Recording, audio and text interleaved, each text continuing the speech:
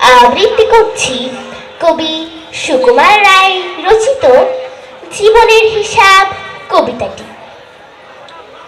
বিদ্যে বোঝাই বাবু মশাই চুরি শখের বোটে, মাঝি রে কন বলতে পারিস সূর্যি কেন ওঠে, চাঁদটা কেন বারে কমে, জোয়ার কেন আসে? বৃদ্ধ মাঝি অবাক হয়ে ফেল ফেলিয়ে হাসে। বাবু বলেন, সারা জনম মরলি রে তুই খাটি, জ্ঞান দিলে তোর জীবনটা যে চারে আনাই মাটি। খানিক বাদে কহেন বাবু, বল তো দেখি ভেবে নদীর ধারা কেমনে আসে পাহাড় হতে নেবে? বলতো কেন লবণ পোড়া সাগর ভরা পানি? মাঝি সে কয়, হারে মশাই অত কি আর জানি?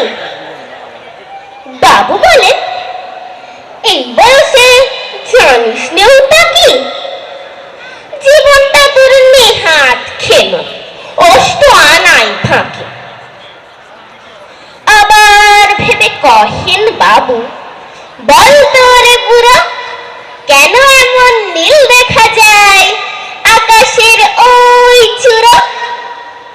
বল তো দেখি সূর্য চাঁদে গ্রহণ লাগে কেন?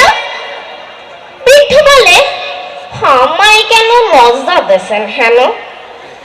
বাবু বলেন, বলবো কি আর, বলবো তোরে কিতা, দেখছি এখন জীবনটা তোর বারো আনাই বৃথা।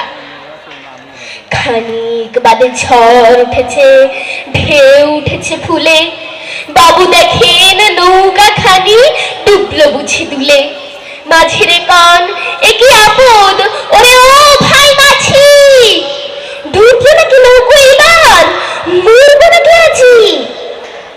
মাঝি শুধায়, সাঁতার জানো? মাথা নাড়েন বাবু, মূর্খ মাছি বলে, মশাই এখন কেন কাবু, বাঁচলে শেষে আমার কথা হিসেব করো পিছে, তোমার দেখি জীবন খানা 16 আনাই মিছে। ধন্যবাদ সবাই।